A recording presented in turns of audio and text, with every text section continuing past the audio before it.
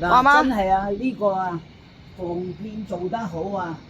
你一定要防騙啊！唔好睇到係我嗰度你就去買啦，真係要清楚。而家啲騙徒都黐線，用個 AI 直情係我個樣喺度周圍講，又減肥又腰骨痛又食，我叫肥媽，我唔使減肥嘅，知唔知啊？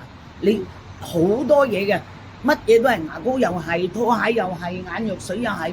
總言之，我每個禮拜講咩咧，佢哋即刻造假。你哋要做聰明嘅消費者，你睇下。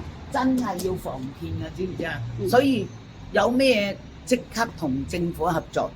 我想問你今日嚟大埔警署做咩啊？咪就係話俾人聽，叫人防騙咯。因為佢哋個個用 AI 啊，用嘢用晒我個相，用晒我。真係 AI 好鬼似㗎，用我嚟講，又話我食咗啲減肥藥減咗幾多啊？我用咗呢個腰骨痛用咗幾多？我用咗咩用咗？我自己睇到都，喂，真係好似係我嚟嘅，原來係用 AI 做嘅，所以我嚟報警咯。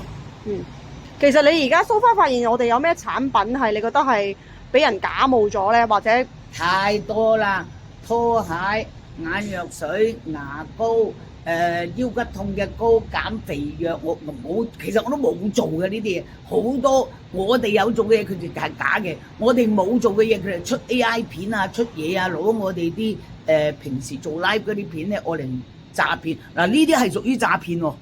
我有好多朋友啊，損失咗啊，但係因為損失咗嘅錢嘅人，我而家問緊先。如果我揾到大家損失咗嘅片咧，我哋可以約埋咧嚟差館讀報咧，因為有受害者，佢哋就會受理呢個詐騙啊。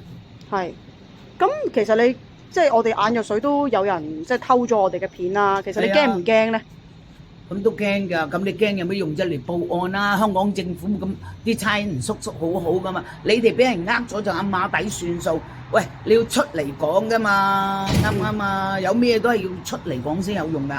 同埋咧，你記唔記得咧？試過咧，有 fans 買我哋對拖鞋咧，佢話翻到去點解咧對拖鞋唔着燈㗎喎？係咁你咪咁你話死未啊？假嘅，咁點樣同人講啫？人哋打嚟質問我哋喎，成日都。